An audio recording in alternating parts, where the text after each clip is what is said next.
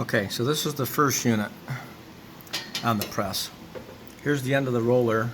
It's got a dimple in it and a collar. So that's going to go right up in this groove right up in this groove right here. So this would be the run position for this bracket here. And here's the dimple that goes in. So to remove the roller, assuming the roller's in there, you're going to pull out on these two ears, then twist them like that.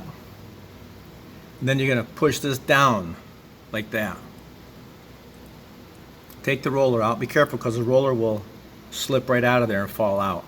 So right now I'm going to put the roller up in there and hold it in the middle with my hand, and then fold this back up like so, then spin this to release it, and then you can see it pop in, and that's going to go in that dimple right there on the roller. Give that a try.